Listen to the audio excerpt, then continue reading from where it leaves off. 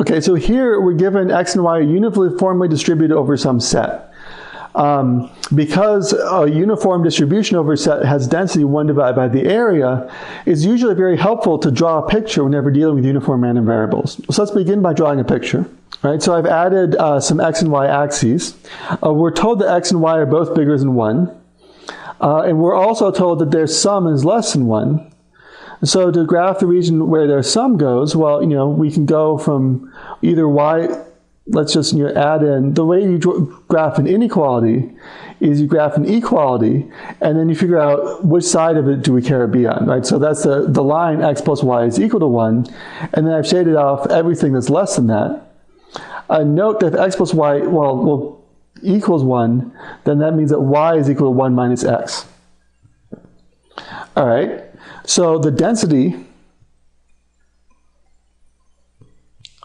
of my random vector xy is 1 divided by the area. What's the area? Here I have a triangle, or it's meant to be a triangle. My line is a little bit curved there. But it's a triangle in which the base and height each are 1. So the area of the triangle is 1/2. So my density is equal to 2.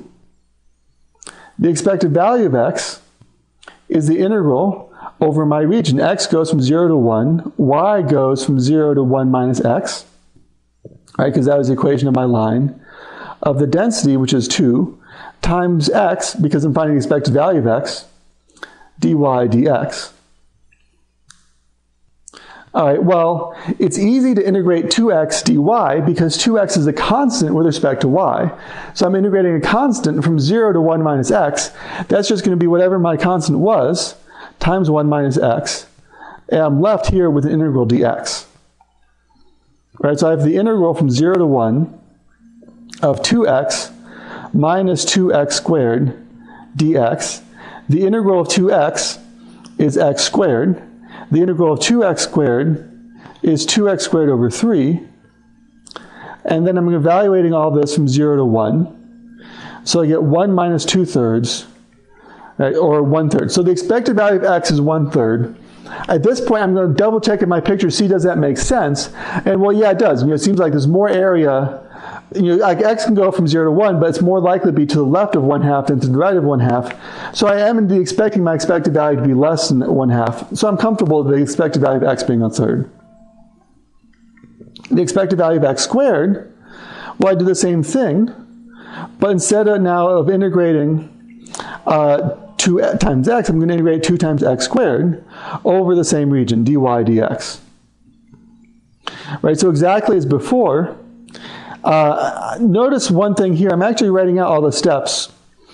The reason why I'm doing that is I have eventually, it's like I used to be all cool in high school and skip steps and think that was saving me a lot of time. I discovered that that doesn't actually save me time because when I write out all the steps, I can go from one step to the next faster because I don't have to think as much.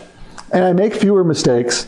And so on a test, it's a vastly preferable technique to actually, just suck it up, write out all the steps, even if there are more than you necessarily want to deal with. Right? So here I have 2x squared minus 2x cubed dx.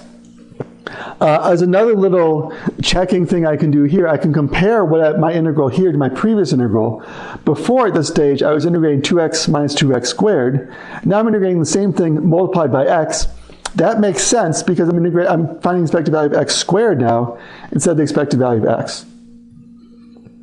All right, so what's the integral of this? The integral of 2x squared is 2/3 x cubed. The integral of 2x cubed is 2/4 x to the 4th. I'm evaluating from 0 to 1. And so I get 2/3 minus 1/2, which is just 1/6, I believe. And so that means that the variance of x is the expected value of x squared minus the expected value of x squared, right? So it's 1/6 minus 1/9, which if I put it into 36, because that's what all the answers in the answer choices are, I have 6 minus 4 over 36. So I have 2 divided by 36, and my answer is going to be B.